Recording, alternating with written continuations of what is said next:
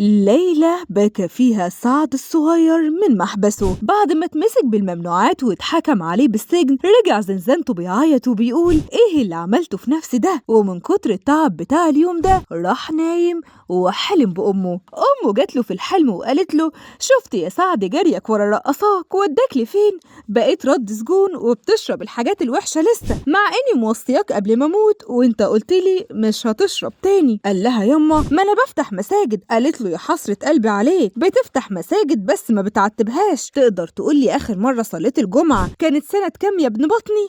انت يا سعد لو هتكدب على الدنيا مش هتعرف تكدب على اللي خلفتك وربتك. انا بص في عينيك اعرف الحقيقة. انت في محنة يا ابني وما تعرفش هتقعد فيها قد ايه، واكيد القانون هياخد مجراه وهتلاقي نفسك قاعد مدة كبيرة في السجن. لازم تراجع نفسك وترجع سعد ابني زي زمان، وتشوف مراتك وام عيالك وتصالحها وتبطل التصرفات بتاعت العيال الصغيرة اللي بتعملها دي. قال لها ايه اللي يرضيك يا امي؟ قالت له تخرج من المحنة اللي انت فيها وتبطل خالص الغنى في الكباريهات وتبطل تتجوز الرقصات عشان ربنا يغفر لك، وترجع سواق تاكسي زي ابوك تاكلها بالحلال وما تاكلش حرام تاني. انهار سعد الصغير من العياط وفقد الوعي ونقلوه للمستشفى. وهو فقد للوعي كان بيقول سامحيني يما والله لا هبطل غنى ومش هتجوز رقصات تانية، بس تسامحيني يا امي انت ميتة وانت راضية عني، وهخليكي راضية عني ومرتاحة وانت في تربتك، وانا خلاص كبرت وفهمت الدرس. كان صعب عليا وفهمت متأخر، وهخش اصلي في الجوامع اللي بنيها وهطلع خير كتير للناس عشان ربنا يغفر لي ذنوبي.